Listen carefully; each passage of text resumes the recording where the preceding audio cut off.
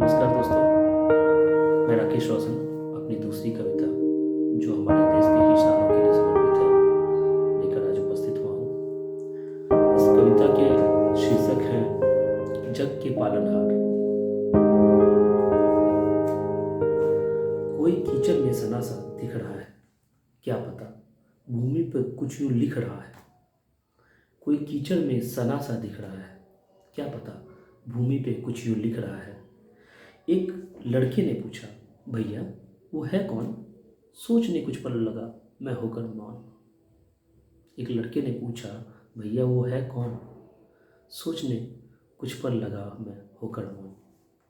क्या बताऊं मैं उसे कि निर्धनता की परिभाषा से कहीं अधिक जो निर्धन है, कमजोरों की भीड़ में जो सबसे कमजोर व्यक्ति है, जो कि मानवता की सबसे मजबूर पहलू है, जो कि हर दिन हर पल अपने जीवन निर्णय हेतु कभी प्रकृति कभी भगवान का मुंह जोता है, वो वही है।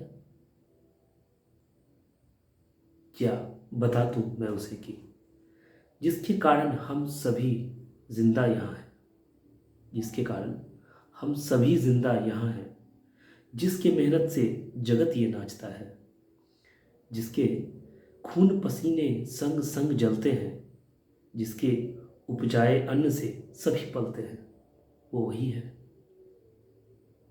या कि कह दूं, ये मेरे अंदर जो सोच चल रही है कि मैं कैसे परिभाषित करूं अपने देश के उन किसानों को जिसके बारे में इस बच्चे ने बरबस ही पूछ दिया है, क्योंकि किसी भी परिभाषा से वो परे है और उसकी अलग ही एक परिभाषा है, एक गरीबी की, एक सहन शक्ति की, एक देश के लिए बलिदान, मानवता के लिए कुर्बानी की।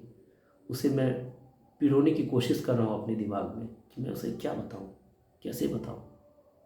आगे की ये लाइन है, या कि कह दूँ, जिसने भूमि को हमेशा माना माता, जिसने भूमि को हमेशा माना माता, पर उधर जिसका ये भू भी भर न पाता, पर उधर जिसका ये भू भी भर न पाता, जो उगाकर अन्न औरों को है देता, बदले में जग के दुख व संताप लेता, वो वही है। कैसे बतलाऊं उसे? अब सोच मेरे मन में समग्र रूप ले रहा है कि मैं किस तरह इस चीज़ को उस बच्चे के समक्ष रख पाऊँ कि उसकी जो सरल बुद्धि है वो समझ सके कि हम उसके बारे में बात कर रहे हैं जो इस जग का पालनहार है, और उसकी दयनीय स्थिति के बारे में उसे समझा रहे हैं। वो निर्बोध बालक कैसे इसको लेगा, ये तर्क मेरे दिमाग के अंदर चल रहा है। कैसे बतलाऊं उसे कि वो कृषक है, कैसे बतलाऊं उसे कि वो कृषक है, मनुष्य होकर मेहनती पशुओं से आगे, सूर्य से पहले सुबह जो नित्य जागे, भूखे रहकर भी सदा आनंदित रहता, काम के बदले में कर्ज का बोझ सहता। लू है चलती और चलती है हवाएं, क्या मजाल उसका कि पीछे हट हो जाए। ठंड पाला ओस या हो शीत लहर, सभी बरसाते उसी पर अपना कहर। सुधी कोई उसका कभी न लेने जाता, फिर भी वो किसी से कुछ न कहता। फिर विपत्ति वज्र बनकर उस पर गिरती, फिर विपत्ति वज्र बनकर उस पर गिरती। निर्दयी बाढ़ कभी उसकी फसल बहा ले जाती, तो कभी दुष्ट घटा बिन वर्षा उसकी फसल जलाती। तब वो शून्य चित्त होकर मौन व्रती हो जाता है, तब वो शून्य चित्त होकर मौन व्रती हो जाता है। कभी दयाहीन ईश्वर को याद कर रोता है, तो कभी अपने अभाग्य पर पछताता है। तब वो मौन व्रती हो जाता है, तब वो शून्य चित्त होकर मौन व्रती हो जाता है। कभी दयाहीन ईश्वर को याद कर रोता है, तो कभी अपने अभाग्य पर पछताता है। फिर जब सारे मार्ग बंद दिखते हैं, तो वो अपनी जीवन रेखा स्वयं ही मिटाता है, वो कृषक है। फिर जब सारे मार्ग बंद दिखते हैं, तो वो अपनी जीवन रेखा स्वयं मिटाता है, वो कृषक है। एक तपस्वी जो कि जग का पालनहार है, एक तपस्वी जो कि जग का पालनहार है, क्या वो बालक उसके सत्य को सुन सकेगा? क्या वो श्रापित न कर देगा स्वार्थी मानव जाति को?